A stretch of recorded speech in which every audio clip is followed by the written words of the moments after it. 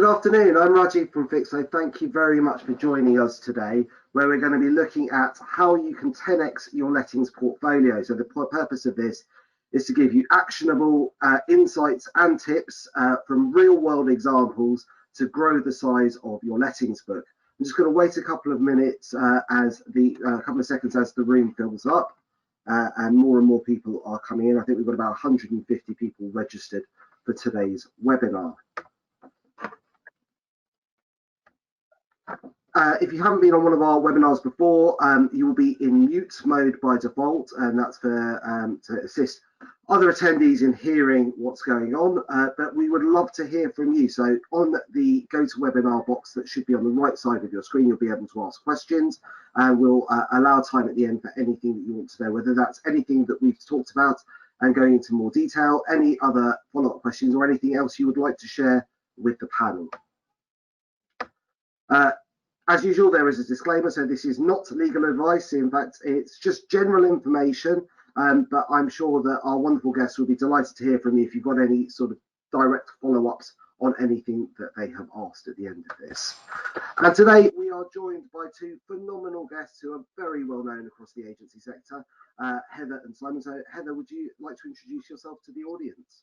Of course, yeah. I'm Heather Staff. I am one of the co-founders of Spectre.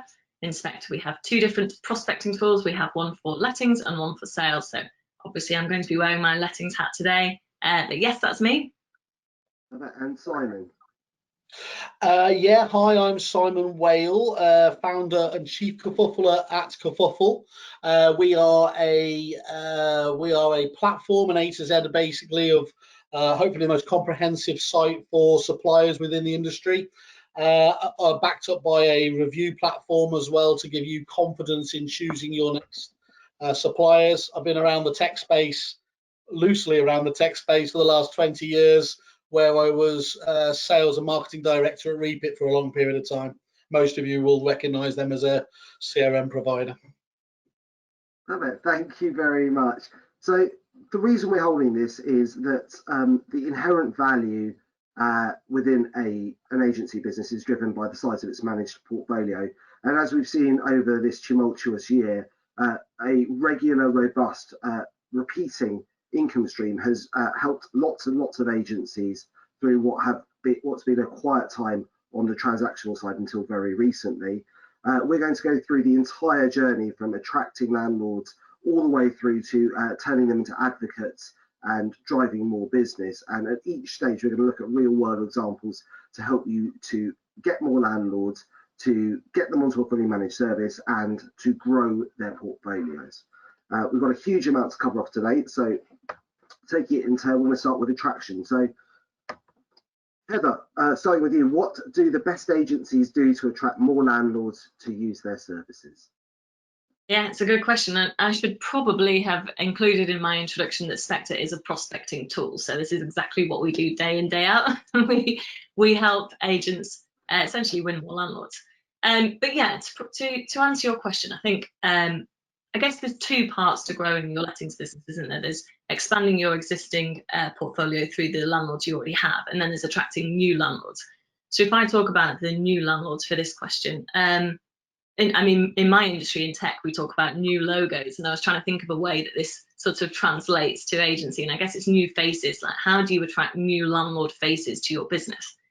And it's a very, very difficult one because it's almost a zero-sum game. So, there is a certain amount of rental stock in your area. So you either catch the accidental landlords or you get your competitors' landlords. And let's face it, the easiest one of those is, and the biggest opportunity of those is getting your competitors' landlords, basically. And I think there's two ways of thinking about that, or there's two parts to doing that. One is, how do you know who they are and how to get to them? And the other is, once you have figured out part one, what do you say to them? How do you actually sell yourself? So part one, really, you've got two options. You either go to your existing database and you really mine the data that you already have, or you use a tool like Spectre, which gives you the data in terms of the properties that are currently on the market to rent, and obviously you can attach landlord details to that. So figure out number one first and make sure that you've got that down. And then number two, I think it's really about getting across your USP. I think there's a lot of apathy in the industry in terms of landlords. So you do have to get your message across clearly and succinctly to those landlords. And I would say that marketing for landlords is a lot different to marketing for the sales and lettings agents that are on the webinar. Marketing for landlords is trickier, in my opinion. You can't just write the occasional letter or do the occasional marketing effort and catch them. It has to be constant, consistent. It has to be a habit, because over time something will go wrong with that landlord, or typically will go wrong. I shouldn't say all the time. So it's about making sure that you're in regular enough contact that when something does go wrong, they know who you are and you're easily contactable. And also catch them before tenancy renewals as well. So yeah, that's what I would say. That's what we have seen the best agencies do, and do consistently to grow their business. Brilliant. And I'm really interested in the point you make there about the difference between the sales and the letting side. So the way I look at it is, on the sales side, it's a transactional relationship, so it's one and done. Whereas with lettings, it's much more of an advisory, ongoing service, and therefore it's much more relationship and trust based, because I think landlords enter into that relationship with agents expecting it to last for many years. So it's really interesting to see how you divided the two up. Simon, what are your thoughts on attracting more landlords to use an agency services? Well, certainly I'd echo what Heather said there about communicating your USPs. Admittedly, it's more has been more prominence on the sales side of things, where literally when the online agents hit, there was a bit of a car crash. It needed a real epiphany moment for those agencies to really say and vocalize what was good about them, and it took a good few years, I feel, for them to get that right, to really look at where they added value. Seth Godin, the marketing genius, he talks about the purple cow standing out from the crowd. And a lot of people talk about awards. We've got EA Masters coming up. There's awards all around the year with Esther's Negotiator. A lot of people treat those as being sort of a bit accidental, a bit frivolous. I always absolutely loved those, because actually it gave you the opportunity to actually assess what you had done over the course of the year, to see how you had moved forwards, and really was quite a good barometer in terms of setting you up for the year ahead. So I like that one a lot. First of all, I need to admit, I don't know how I managed to get on your call, Raj, because of course anyone looking at this thinking that I'm a lettings expert is going to be snorting with derision. But I have picked up by osmosis, having dealt with some of the very best agencies in this country and indeed around the world. And I think the first one and the most obvious one is that those great businesses, especially in effect to lettings, they have a total commitment to actually making that work. It's not accidental. They haven't given it to the director, oh, you're going to head up lettings now. They know every measure, they know every figure, every key KPI, but by definition, and they know what the medium and long-term measurable goals are as well. A key part of that, by the way, is there's only one thing being more dangerous than not having those key targets and numbers to hand, and that's getting lost in the swamp of them. You will see people at the other end of that, that thing where they literally, they used to come to me in my rebit days and say, here's the report we used to generate to manage our business, and it was a spreadsheet that would have made Stephen Hawking cry. So, look at just what the key ones are and measure your business. You need to have the ability to drill down, but look at those ones there. Make that point again.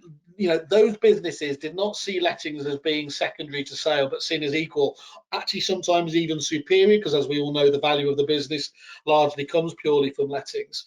And to do that, one of the key elements is to reinforce that through everything you do at work, through remuneration, through comp plans. Make sure that they are at least equal to the sales team's commissions, so that there isn't an unbalance just in that key area. And then all the obvious business stuff in terms of investment in tech, you wouldn't be surprised to hear me say that, investment in training is getting exactly the same attention, if not more, than obviously the sales department.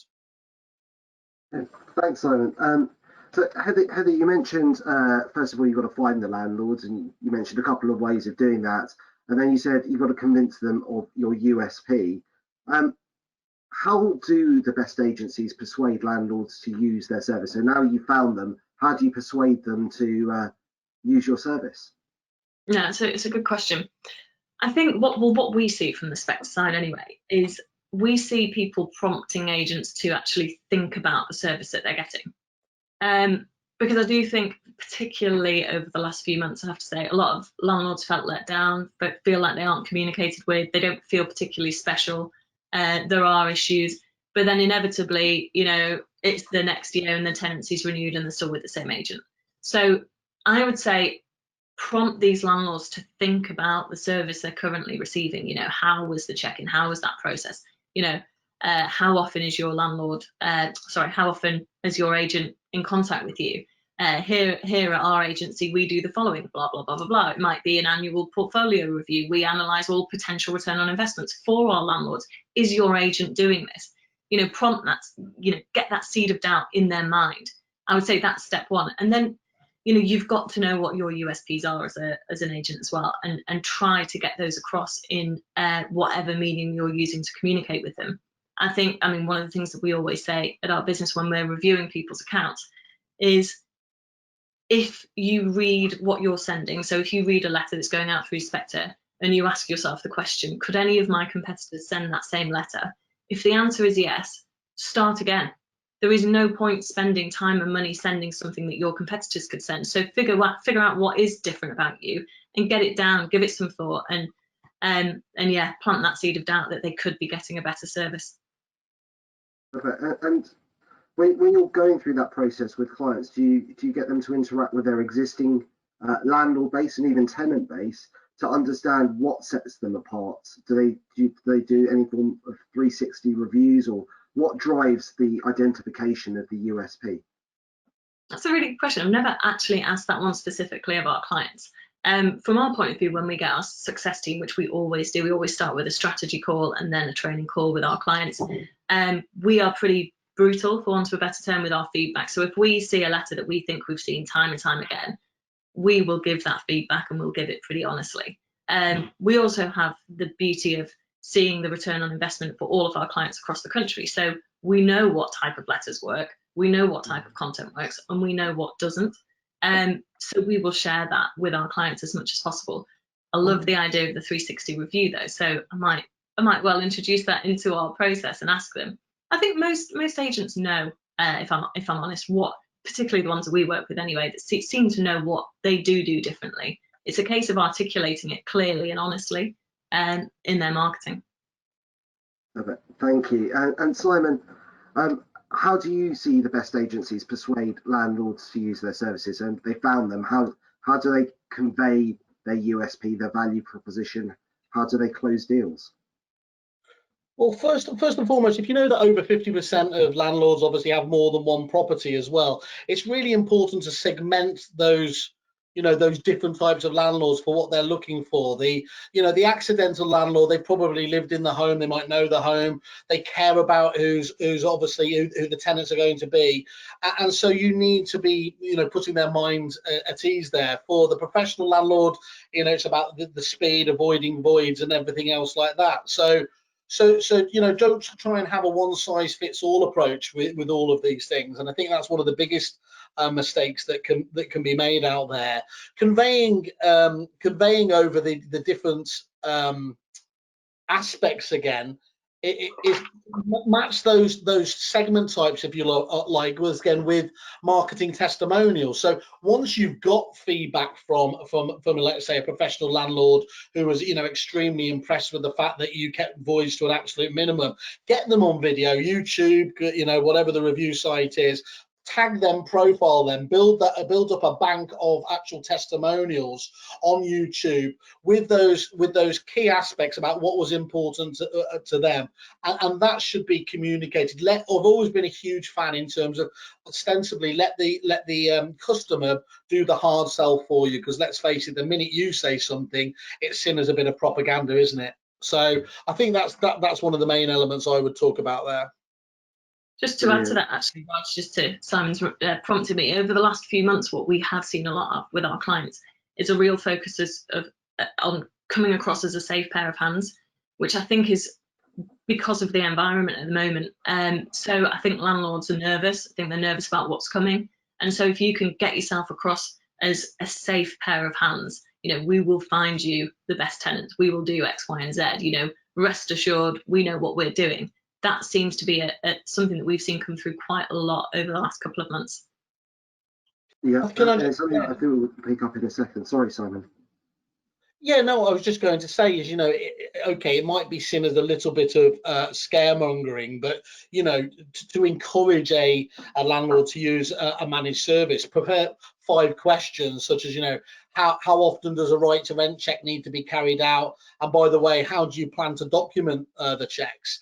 And then just making the observation that the maximum criminal sentence is 5 years imprisonment has a real sort of reinforcement, doesn't it, as again of the importance of using someone with expertise. So you know, there's the carrot and the stick approach, isn't there? And I think you need to, like with all things, you need to find out what works. And I think that brings us neatly into the next section. So what we're going to be looking at is maximising lifetime value.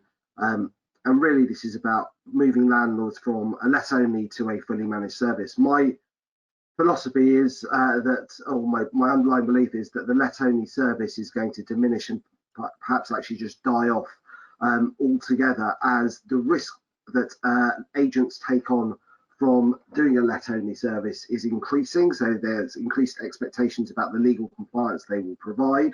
There is no recurring income, so the sort of cost benefit of let only is not stacking up.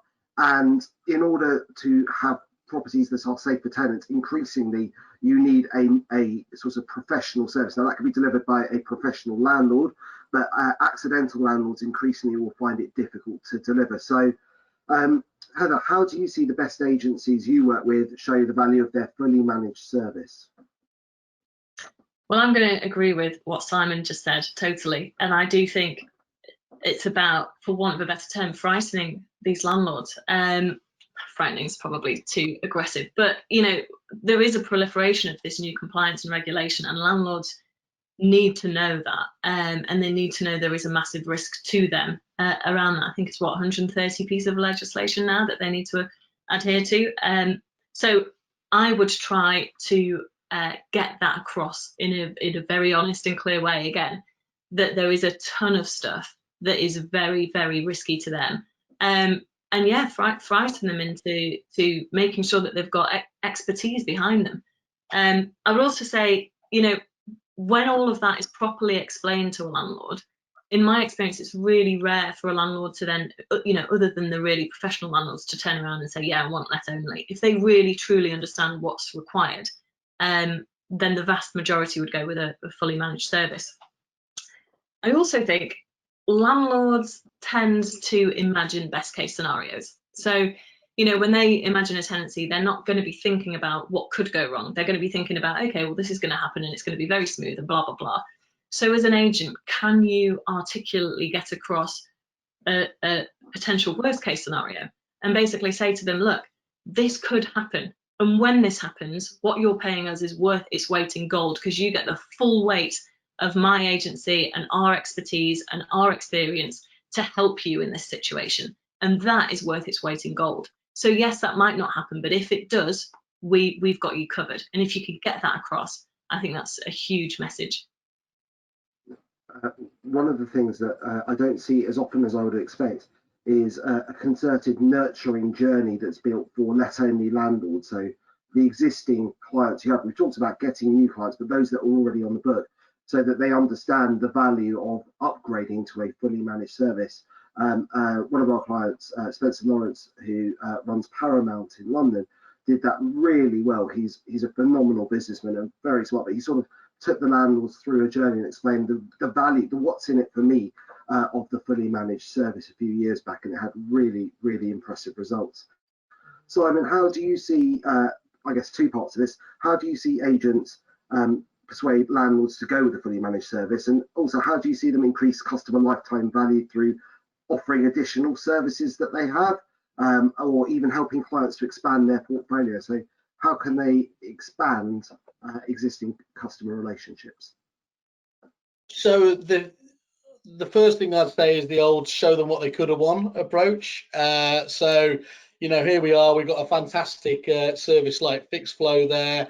Being able to show that these are the services that are available with our fully managed services. So moving away from let only, away from rent collect. In my world, I think all the CRM products have a different name for them. We used to call them the property trackers, the landlord trackers. They were essentially landlord portals anyway, where you could access 24/7, 365, see pretty much anything there, access the the right information, whether you're an overseas landlord or not. Just putting across to them that these tools are available to you if you move up to the other levels. But I see that you mentioned Spencer there, an amazing agent as well. I think what you see is offering, unsurprisingly, being borrowed from other industries now, different tiers of service. So like, to be able to throw in different additional services tied into service level rather than just as standalone products. So, for example, rent protection should be included in your gold service rather than just as a bolt-on. That a let-only landlord could buy. Many of those products are so desirable and must-haves for landlords. If the only way to get them is via the managed service, my perception is that they will upgrade as long as you can be compelling enough to go with that. We have Rich Durant, who's a hugely knowledgeable, lettings thought player, working with us at the moment. And one of the tools when I was talking about coming on the show today, he was talking about is the cost v time calculator that you can do, and literally sit down with the landlord and just say, Mrs. Landlord, you're clearly very successful, and have this investment. If you had to put a value on your time, what would the price per hour be? Would it be £10, £50, £100? I said, okay. Now, what I like you to do to make sure that the let-only service is right for you is in the left-hand column, write down all the things the landlord will have to do. Make sure you literally include everything so it looks quite daunting. Preparing and printing and posting rent receipts, second right to rent checks, quarterly inspections, meeting the plumber to do the gas cert, half a day waiting for the replaced fridge to be delivered, all of these different angles. And then on the right hand side, on the right hand column, write down how many hours that would take, the estimate. And this is all coming from them, so there's no conjecture about it. Then literally multiply the hours needed by the hourly rate they set. And many people, of course, will set a higher rate because they validate their own time, more than most. And then if you can go back to them and say, Mr. and Mrs. Landlord, your property value is £900 a month, so £10,800 a year. The difference between let only is 3%, £325 a year. You said your time is worth 50 quid an hour. And we know that a reasonably smooth tenancy is going to demand 15 hours of your time a year, totaling £750. Are you sure you want to go down the let-only route? It just seems, very compelling. One of those, it's not a trick in any shape or way, because they can go away and play around with these figures. But based on that sort of conversation and education, I don't think that anyone can disagree that they're getting an extra good value for the managed service.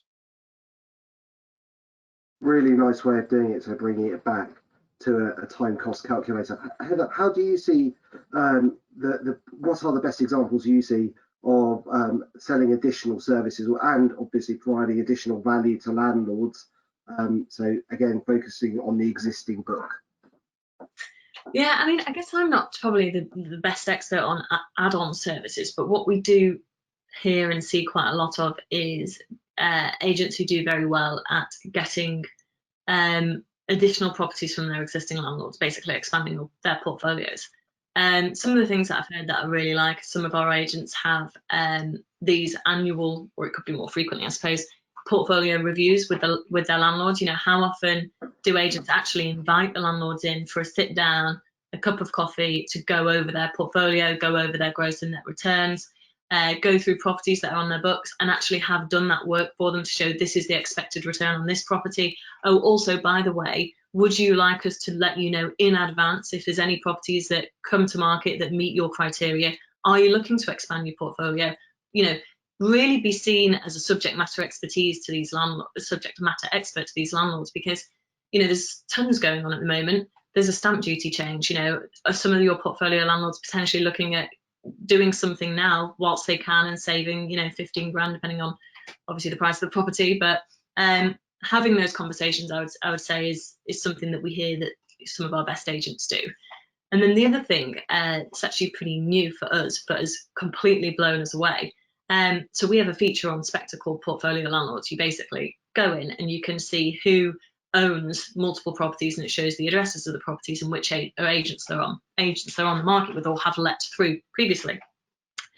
And the feedback that we've got has been fascinating, because for our existing clients, without exceptions, the ones using this feature have spotted landlords who they know, who they've got properties on with, and they see it and they realize they've actually got an additional 10 that are on with various different agents, and they had zero idea. So they'll be like, Heather, we thought we had a really good relationship with this guy. We had no idea he's got 5 of the properties on with blah, blah, blah. And I think sometimes just having access to that information and then having the conversation, ask them, have you got any other properties? Because you know that they have. How's the service from blah, blah, blah? Okay, well, we can do X, Y, and Z. Having access to that information is powerful, but then back it up with a really, really good service.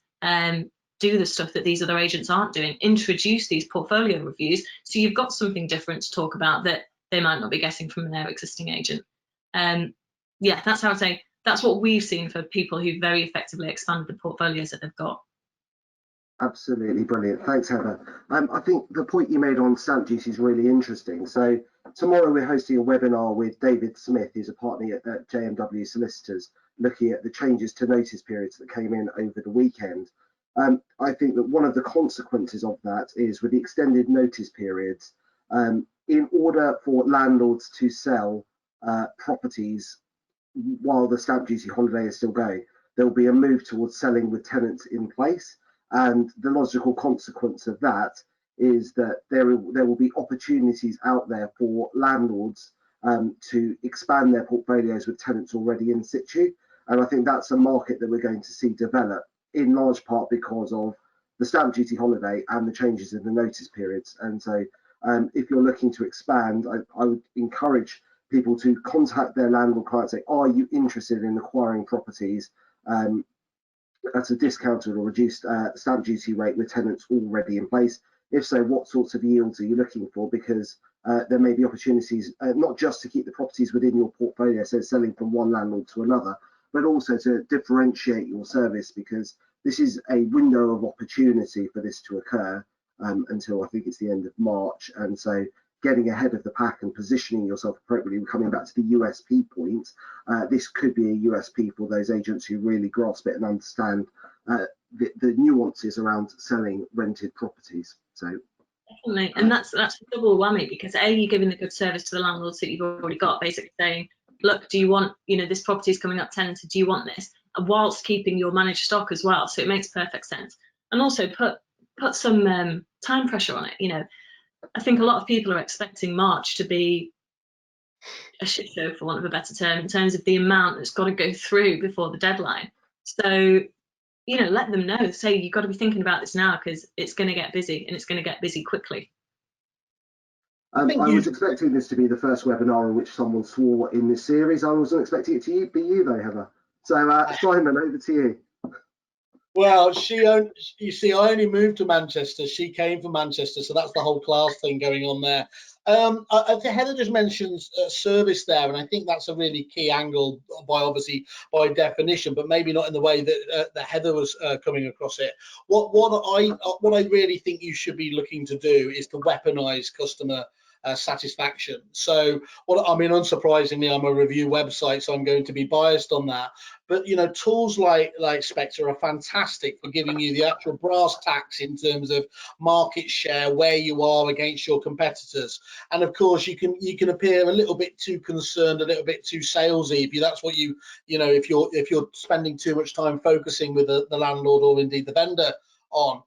I remember Peter Rawlings, just to be a real lovey here, at the Sunday Times, where he spoke about the award that he wanted to win after he'd won it 3rd year in a row was the customer satisfaction one, because he said almost every other award in there was based around doing the numbers. But actually, if you spoke to their clients, would they come out of the other side of it and say, actually, that was a decent experience? On the whole, many of them would have seen it as a sticking plaster thing. No, it was actually pretty painful, and I don't want to go through it. So if you can prove that you obviously on the whole you're doing the numbers, so you can, that's the first and most important thing, but you also have people coming out the other side that are satisfied as well. That's a duo of stats, obviously independently verified, that is going to be very difficult for the competition to see off.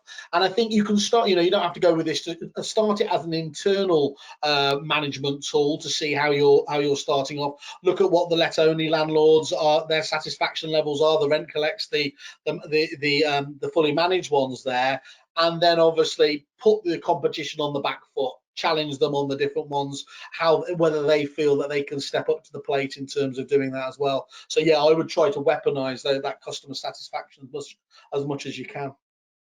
And customer satisfaction, I think, extends to tenant satisfaction. So happier tenants will stay there longer. They will cause fewer problems, and actually, quite frankly, they are paying for a home. So the challenge in the rental sector is one party sees it as an investment, the other party sees this as a home, and that's sort of the heart of the potential conflict. So I would encourage use of tenant feedback as well as part of that. I'm conscious that we've got questions coming in, and we want to leave enough time for that. Again, just as a reminder, if you want to submit a question, you can do so via the GoToWebinar panel. Now, this is the what I'm going to call particularly interesting part of this. So what are the worst examples? I want to say in this exactly the right way so that it doesn't get litigious, without names, that you have seen of agencies trying to grow their lettings business. So we talked about what looks good and what good looks like. What are the worst examples, Heather, that you have seen? Yeah, it's a tough one, and this sounds like a real cop-out answer, and I promise it's not meant to be. But I think the worst examples are when people do nothing. And I think a lot of agents, if they ask themselves, and Simon, you touched on this before, lettings is often seen as an afterthought. And I think if they ask themselves, how much time and resource and money do I spend prospecting in sales versus prospecting in lettings? And I'd be amazed if many people came back and said, yeah, it's equal or more in lettings. And I think that's criminal. And I think the danger is, sorry, I've got two dogs if you can hear them barking. I think the danger is as well, good agents, again, touching on what Simon's just said, good agents who are providing that customer service and doing well might see their lettings portfolio growing organically and therefore think, don't need to do anything because it's growing organically. And I think that's criminal. I think that's, in what other industries do you not market your services? And you've done the hard bit. If you're growing it organically because you're providing a good service, you're doing the hard bit. So do the easy bit and just let the other landlords know that that's the sort of service you provide. And I think loads of agents, when we ask the question, what marketing do you do for your lettings business? What prospecting do you do? Oh, nothing at the moment. No, nothing. And that's, to me, that's the worst, because it's not difficult to do anymore. You can do it. So yeah, that's a half cop-out answer, so I'm sorry. That's why we'll go to the bluntness that is Simon. Simon, what are the best examples of bad examples that you have seen? And this was genuinely the legal stories we could get away with, yeah. No, yeah. I mean, I haven't really got any in terms of pointing out where somebody has genuinely made a massive boo-boo about it. I think if you look across the board, though, it's just again that point, just not taking it seriously. I was always quite amazed when we used to go to pitch for business for the lettings and account software for some quite large agencies, sort of 10 offices plus, and they had tiny managed portfolios. And it's like, how many lessons do you need from previous recessions where the market stops and then the perception in the sales team, give it to Doris upstairs in lettings, and then Doris is the only one paying the bills on a monthly basis. How many of those warning signs do you need to take this seriously and to stop compounding it by giving head of lettings to a non-lettings person, which you still see time and time again. Specialization is the only way you can go, I truly believe. The other one obviously is just the failure of agents who try to grow lettings to improve cash flow and do push let only. They always seem to go out of business very early, so it's just it's a short term win, isn't it? and the perennial charging low fees. Appreciate what you are delivering, and stick to your guns on that as much as anything there. Don't fall, interesting enough, we mentioned the onlines haven't really been felt, have they, in the lettings industry, albeit we've heard a lot of pressure there. But it would be horrible to see the same knee-jerk reaction. Many sales agents change their whole business models and everything, not because of the tiny effect that 5% of the market of a purple bricks might have or something like that. It was the other 20% or 25% of other agents at the bottom who dropped their pants in terms of prices that may put the pressure on. So stick to your guns, understand your true value, invest in tech that works, and measure it religiously so that you don't get just caught up with a Jenga pile of tech solutions that don't integrate with each other. And I don't think you'll go far wrong. Interesting. I'd say lettings, I'll come back to lettings is a professional service. So it's a relationship advisory professional service. And I think that in any form of professional service, technical excellence and competence is a given. So getting the law right, the law is complicated. The rules change frequently and often with little notice. And that is the base standard to operate in the letting sector. So the examples where I've seen it go wrong are where people don't meet that base standard. And if you do not meet the base standard, then everything else that you put around the periphery sort of falls away. The relationship with the landlord is likely, it will be damaged, it may be broken, and reputationally, not getting things right in accordance with law, so serving the right documents at the appropriate stage of the tenancy, not having properly documented or an up-to-date AST, not lodging the deposit. And you can step through the whole cycle from pre-tenancy all the way to move out. But if you don't get that right, reputational damage just with that individual landlord, likely, highly likely, as is the fact they will tell other people that you are not competent at what you do. So we focused most of this webinar about how you expand the base, but in terms of keeping your existing customers, the first thing is getting the process and the law right. And I do believe technology has a huge amount to play in that. And then you've got the relationship piece on the outside. I'm going to move on now to the audience questions, which are being moderated by my colleague Remy. So the first is, how do you prospect new landlords and keep within GDPR regulations? Heather. Seems like a perfect question for me. Yeah, GDPR is an interesting one because with direct mail, if you're writing to the homeowner at an address, then it's not personally identifiable information. Again, I'm glad there was a disclaimer at the start of this webinar, actually, because I'm not a lawyer, although Raj, you are, so correct me if I'm wrong.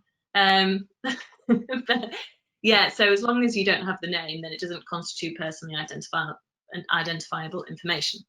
Having said that, within Spectre, we do allow people to upload their own data, where we act as a data processor, so you guys are still the data controller. So in that sense, you still need to make sure that you've got the correct permissions to have and to hold their name. But we also have a direct integration with the land registry. So for our clients, they can literally just click on an address to purchase the title deeds from the land registry, and then that will auto-populate that rental address with the landlord's name and address. We always say to our clients, you need to check whether you can use that in the normal ways that I'm sure most of you already do this sort of stuff anyway. But yeah, we have sought our own legal advice, and there are arguments to be said that it's a legitimate interest because you're a lettings agency, the land registry is a public ledger, all that sort of stuff. But I would always just say, check it yourself. And if you're comfortable with it, then you can buy land registry addresses, but also check your own database. Most letting agents have an absolute goldmine of data in their own databases where you do already have the permissions. And again, like the portfolio landlord feature, a lot of the time, you already know these landlords, you've already got their permission. We do things like in Spectre lettings, we will flag if we have spotted a property that's currently on the market to rent or tenanted, and we have identified that you have previously had that property for sale, and it hasn't been sold since. We'll slap a big red exclamation mark on it to say, you know who this landlord is, you have their details, pick up the phone. So we do everything we can to basically help you in that respect. So pretty much a bit of a gold mine, really. So it's almost like the key to your competitors' landlord properties. You just need to be creative with making sure that you mine your own data, get it in there, and then use the land registry where you see fit, really. Perfect. And Simon, in fact, you both mentioned the phrase, but I think the question is more for you. You mentioned mining the database. What does mining a database actually intangibly? What do people need to do? Well, talking to the people that are within there without it being too clever about it. Of course, email nurturing is hugely important, but as we know, too many people are keyboard warriors and will hide behind I've fired that off to them and not bother talking to them. It's why the likes of Josh Fegan comes over here every year for the last 15 years and tells you, you know what, try prospecting, it's pretty good. It's pretty good for you, and everyone goes, wow, yeah, it is, we should be doing that. What Heather was saying there was absolutely spot on. It is often, many of you will have been on different systems. Certainly if you're using systems like CFP, you might have been on that system for 10, 20 years. Certainly when we did it, we would have converted for maybe 2 or 3 of the packages. It is astounding how much data you actually have in there if you just can check it and can check it easily there. Many of our clients, when we checked on them, when we were looking at new properties go on the market, found out that in 80% of cases they had it locked away in their database. This is on both sales and lettings there, but no one was thinking to check against it because it might have been a little bit difficult. You do have to click check on the archive or something like that. But I think the most important thing there is everything that is going on in your patch, coming to market and everything else goes into then a strict checklist for someone in your business where you run through that process. Because once you've got them, of course, is you can talk to them if you want to phone them up, or you can nurture them legitimately anyway from that point on. So I think that is literally the most important thing. But just staying in contact as well, staying in contact, just because somebody's been archived, did they archive because the property, they actually chose to sell the property, or did you not impress them enough? What's the reason behind the archive? It's not enough to just click a single button. You need to have context before you can then, put the right marketing nurture campaign against that. Very good, thank you. We're running out of time, so a final quick question for Heather, which is, how do you put the prompts over to landlords who are not happy but just not taking action? Is it social media? Is it blog posts? How do you reach out to them? Again, I can only really talk about Spectre here, but we have estimated tenancy renewal dates in the system. So there are letter triggers where you can set to automatically contact landlords 6, 9, and 12 weeks prior to a tenancy renewal or estimated tenancy renewal. So it's about catching them before that happens. So we always strongly recommend you write at the 12-week point as an absolute must, get that initial letter in, and then try again to prompt them. So Phil Prince, who's one of our prospecting specialists, he had his own lettings business, and he swears that it needs to be 12 weeks and 9 weeks. Was that the question in terms of when to contact them? It was more how, and I think you've answered it. Would be appropriately triggered letters at the point at which they're most likely to be changing service provider. Would you supplement that, do you think, with blogs or social media to reach out to the general market? I think with marketing, you've got to try and do everything. Digital stuff, I think, can be equally effective just for brand recognition. Direct mail is also great for targeted stuff and timed stuff. We also have, obviously, addresses for properties that are currently advertised to let, so you can get those if there's any void periods, which is often a very effective way of doing it. But I think it comes back to what I said earlier in terms of you can't just pick a time. You've got to do, prospecting's got to be a habit, and it's got to be consistent, because you don't know when that point might be when that landlord gets really annoyed with their existing agent. But as long as you're in semi-frequent, semi-regular contact with them, at some point that will happen and they'll pick up the phone. It's getting over that apathy and being in regular-ish contact with them. But yeah, 12 weeks before a tenancy renewal, definitely. That's brilliant. Thank you. And thank you both very much. Really appreciate you sharing your insights and views. And thank you very much to the audience for attending.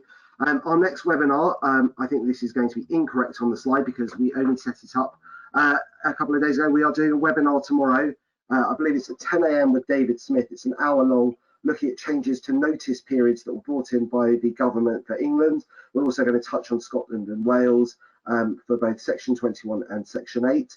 So if you're interested in attending that, please register on our website. We've got about 600 to 700 people who have registered in the 24 hours it's been open. And we're also going to be following that up with the next in our series with John Paul, who's the Managing Director of Castledean. And he started by looking at the acquisition process for buying new lettings businesses, so the buy strategy. This is all about the most important part, which is the people. So how do you hire, train, retain, and grow the right people within your business? And he's going to be sharing some of the tips and methods he uses in his business. So once again, thank you very much to Simon. Thank you very much to Heather. Thank you all for attending, and hopefully see you on a webinar soon. Thanks. Bye. Good.